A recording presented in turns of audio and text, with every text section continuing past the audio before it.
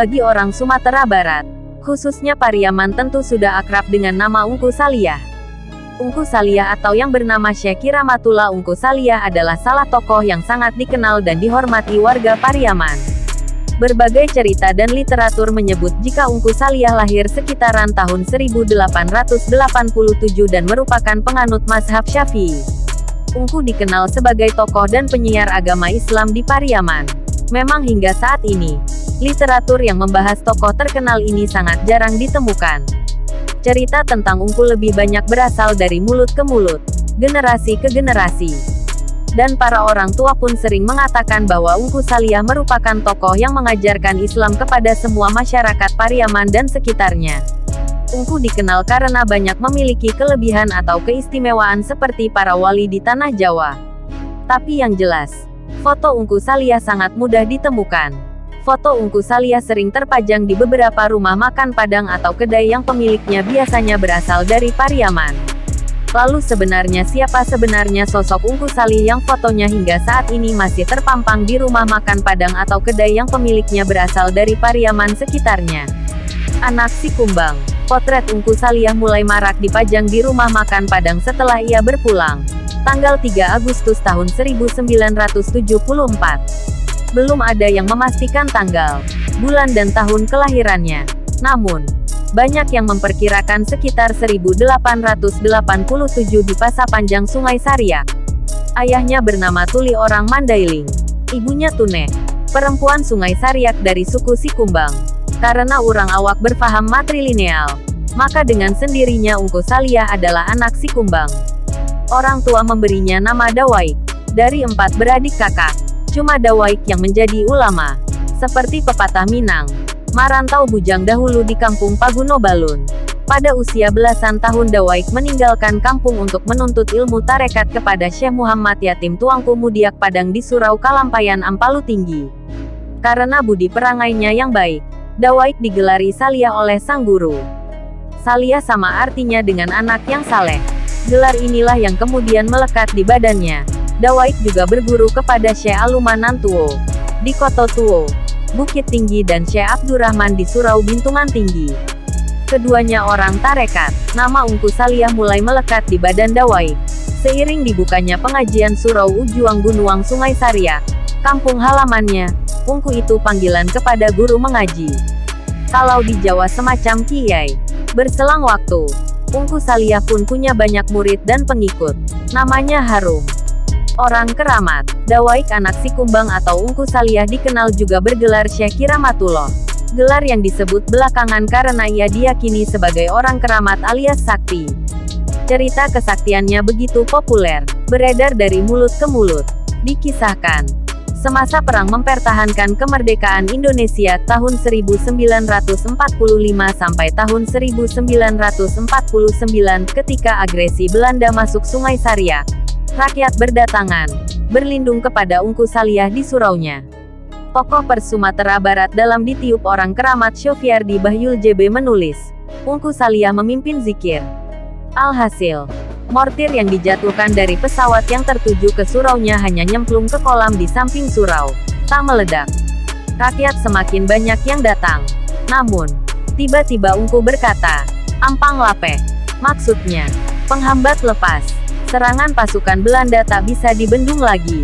Tak lama, pasukan pun datang menyerbu. Banyak laki-laki yang kemudian dibawa, diikat 2 hingga 5 orang, digiring jalan kaki ke Sicincin, berjarak 27 km. Tempat markas Belanda, tulis Bang Sof. Ungku Saliah ikut ditangkap. Kabarnya, meski dikurung dalam sel, bila waktu salat tiba, ia bisa keluar menembus jeruji besi. Usai salat masuk kembali tanpa dibuka pintunya. Berselang hari Ungku pun dilepas. Ada kisah lain tentang Ungku Saliah pada zaman perang. Suatu hari dia memperingatkan rakyat di pasar Lubuak Aluang, Pariaman untuk segera membangkit padi yang terjemur. Akan turun hujan lebat, katanya. Padahal, saat itu panas terik. Ternyata, ada serangan Belanda. Lubuak Aluang dihujani bom dan mortir. Tugu perang di Lubuak Aluang masih ada hingga hari ini. Di tepi jalan dari arah Padang ke Bukit Tinggi. Meski bukan dokter, tak sedikit orang sakit pergi berobat padanya. sembuh. Apa resepnya? Apa saja yang ada di depan mata? Pernah pula suatu ketika datang air bah. Batang air meluap. Lalu, Ungku Saliah melempar batu kerikil ke arah bah. Apa yang terjadi? Air bah itu berbelok. Tampung pun selamat. Kisah lainnya tentang kesaktian Ungku Saliah Kiramaik. Dia bisa meraga sukma. Berada di tempat berbeda dalam waktu bersamaan. Tersebut bahwa acap kali orang berselisih omong. Mempertahankan pendapat masing-masing. Semisal, waktu Ungku Saliah ditahan di penjara Belanda. 2 orang bertengkar setelah salat Jumat. Yang satu bersikuku Ungku Saliah menjadi imam di masjidnya. Sedangkan yang satu lagi bersikuku saat itu ia di samping Ungku Saliah salat Jumat di masjid lainnya.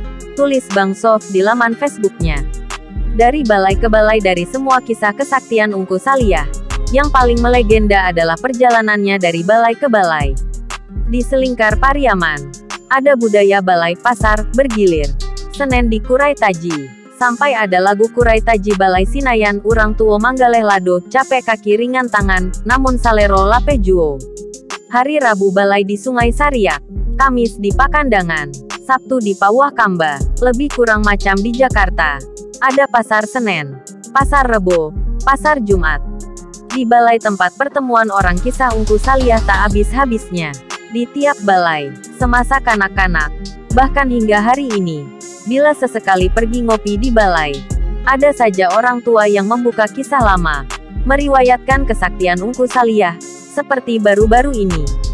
Dikisahkan, Ungku Saliah ke balai hendak membeli sesuatu, tapi duitnya kurang.